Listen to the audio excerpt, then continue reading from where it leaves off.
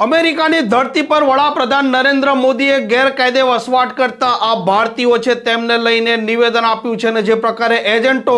લલચાવી ફોસલાવી કરોડો રૂપિયા મેળવી ગેરકાયદે ઘૂસણખોરી કરાવતા હોય છે તેમના માટે પણ આવનારા દિવસો હવે મુસીબત ભર્યા દેખાઈ રહ્યા છે। અમેરિકામાં ભારતીયોને તેમાં ખાસ કરીને ગુજરાતીઓ જે ગેરકાયદે વસવાટ કરી રહ્યા છે તે અત્યારે ફફડાટ અનુભવી રહ્યા છે અને વડાપ્રધાન નરેન્દ્ર મોદીનું આ નિવેદન છે તે ખૂબ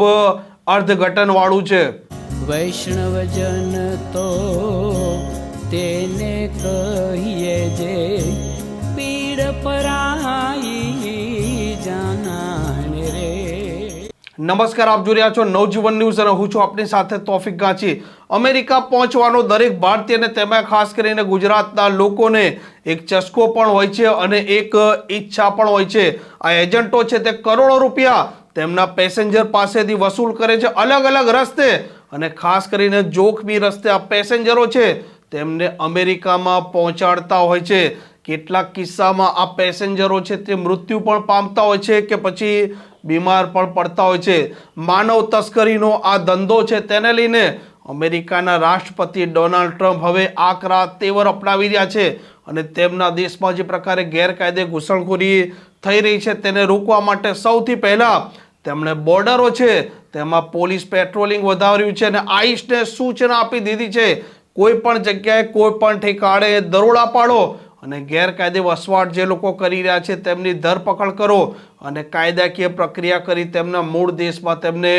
પરત મોકલી દો। અમેરિકામાં ભારતીયોને તેમાં ખાસ કરીને ગુજરાતના લોકો છે તેમની એક બહોળી સંખ્યા છે। આ ભારતીય અને ગુજરાતી લોકો એજન્ટોને લાખોથી કરોડો રૂપિયા આપે છે, અમેરિકા પહોંચે છે અને તેમનું સપનું હોય છે કે ત્યાં બે પૈસા કમાય અને તેમના મૂળ વતનમાં મકાન હોય જમીન હોય તે ખરીદે અને આવનારી જે પેઢીઓ છે તે પણ સુખી થાય અને તે પોતે પણ અમેરિકા વસવાટ કરી એક સારું જીવન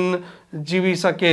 અમેરિકા ભારતના વડાપ્રધાન નરેન્દ્ર મોદી પહોંચ્યા છે અને તેમણે આ ગેરકાયદે અમેરિકામાં જે વસતા ભારતીયો છે તેને લઈને નિવેદન આપ્યું છે कि गैर कानूनी तरीके से जो लोग दूसरे देशों में होते हैं उनको वहां रहने का कोई कानूनी अधिकार तो है नहीं। जहां तक भारत और अमेरिका का सवाल है, हमने हमेशा कहा है कि जो वेरीफाइड होगा, कि जो सच्चे अर्थ में भारत का ही नागरिक होगा, वो अगर अमेरिका में गैर कानूनी तरीके से रहता है तो उसको वापस लेने के लिए भारत तैयार है। लेकिन बात हमारे लिए वहां से रुकती नहीं है। ये सामान्य परिवारों के बच्चे होते हैं, उनको बड़े बड़े सपने दिखाए जाते हैं और उनको ज्यादातर ऐसे होते हैं उनको गुमराह करके लाया जाता है और इसलिए ये ह्यूमन ट्रैफिकिंग में जुड़े हुए पूरे इकोसिस्टम पर हमने वार करना चाहिए और अमेरिका और भारत मिल करके हमारी कोशिश है और हमारी कोशिश रहनी चाहिए कि इस प्रकार की पूरी इकोसिस्टम को हमें जड़ मूल से नष्ट करना चाहिए ताकि ह्यूमन ट्रैफिकिंग बंद हो और गरीब लोगों को जो अपनी धन दौलत बेच करके ऐसे बड़े बड़े सपने दिखा करके उनको अंधेरे में रख करके ले जाया जाए, उनके साथ भी पूरे इकोसिस्टम के खिलाफ है और मुझे विश्वास है कि राष्ट्रपति ट्रंप भी इस इकोसिस्टम को खत्म करने में भारत का पूरा सहयोग करेंगे। વડાપ્રધાન નરેન્દ્ર મોદીએ ત્યાં સુધી કહી દીધું છે કે માનવ તસ્કરીનો જે ધંધો છે